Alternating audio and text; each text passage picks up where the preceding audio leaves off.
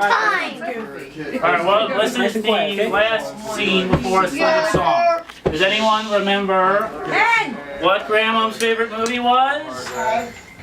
I'll bet Grandma knows. Sixth Sense. No, it was one. What's your favorite? The apartment. Now, this isn't the funniest scene in the movie. This is not the funniest scene in the movie.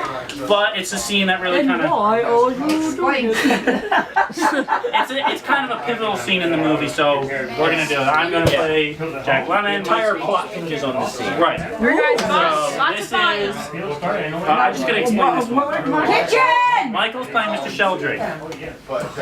Kitchen! Scoundrel! How dare you be Kitchen! Can't apologize. Quiet on the set! Can I explain just this one? The apartment's about a guy who he works in a building and he's trying to work his way up, and he lets men use his own apartment for things they couldn't do with their wives. So he's going up to possibly get a promotion from his boss, Mr. Sheldrake. And this is the scene. The father and my three sons.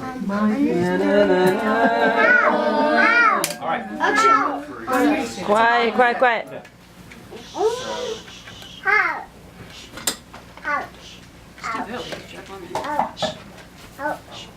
Baxter, Yes, sir. come in.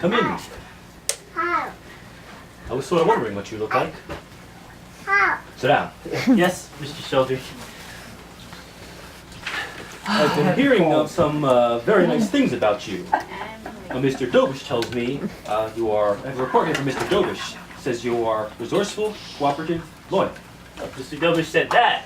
Mr. Kirkaby tells me that several nights a week you work late at the office. Without overtime. You know it is. These things pile up and... Mr. Vanderhoff and Mr. Eichelberger, they both would like to have you transferred to their apartments. Very flattering. Tell me, Baxter, just what is it that makes you so popular? I don't know. Think.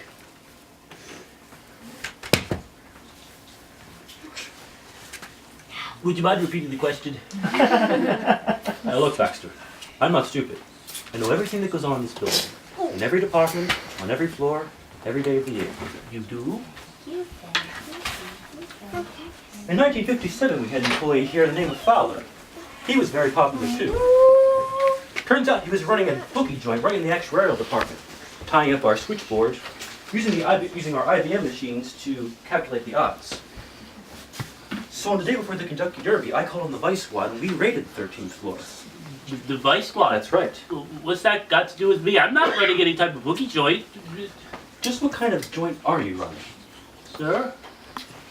There's a certain key floating around this office, from Kirkaby to Vanderhoff to Eichelberger to Dobish. Key of a certain apartment. Do you know who that firm belongs to? Who? Loyal, cooperative, resourceful C.C. Baxter. Oh. Are you going to deny it? No, but I'm not going to deny it. If you just let me explain. You'd better. Steve?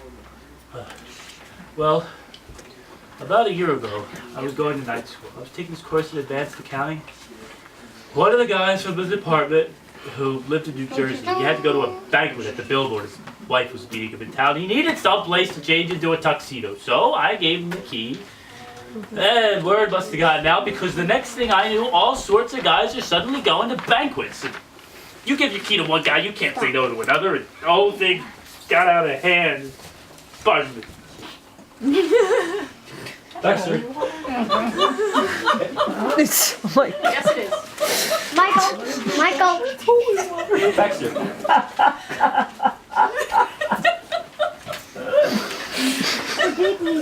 An insurance company is founded on public trust. What the heck? Any member who conducts himself in a manner unbecoming. Just how many charter members are there in this little club? Just those four, out of a total of 31,259. So actually, we can be very proud of our personnel, percentage-wise. That's not the point, Baxter. 4 rotten apples in a barrel, no matter how large the barrel. Do you realize what would happen if this ever leaked out? It won't! Believe me, never again. Nobody's going to use my apartment from now on. Where is your apartment?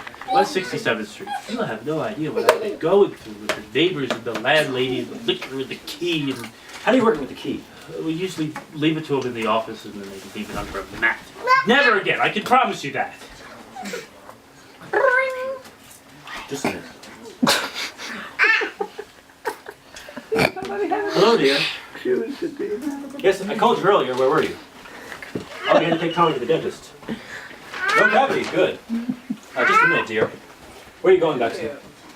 I didn't want to intrude, I just thought since the matter was settled, I could... I'm not through with you yet. The reason I called, dear, is that I'm not going to be home for dinner tonight.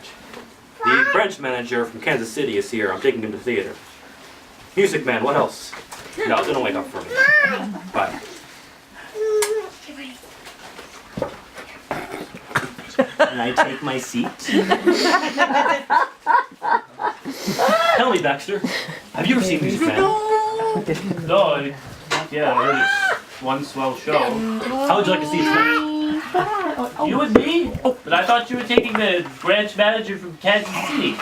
I have other plans, Baxter. You can have both tickets. Very kind of you. I'm not feeling well, so it's cold. Go right home. Baxter, you're not reading. I said I have other plans. So do I. They're Take greenies. 4 aspirin, get into bed. You might as well give the tickets to somebody else. Baxter, I'm not just giving you the tickets. I want to swap them. Swap them for what? It also says here that you are alert, astute, and quite imaginative. Oh. Oh.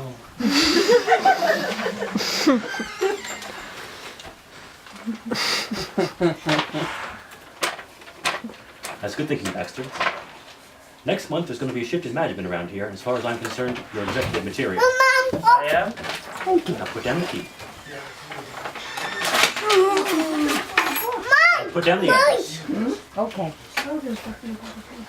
So the second floor is no apartment of the name. It says apartment 2A. Got this cold. Relax, Baxter. Yes, thank you, sir.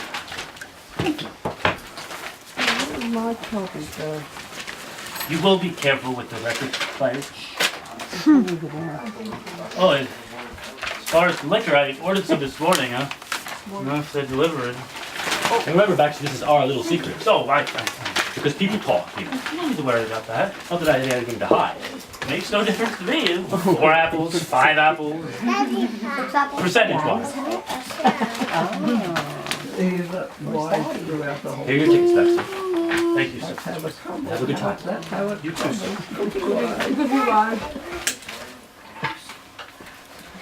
And then I leave, and then that's it.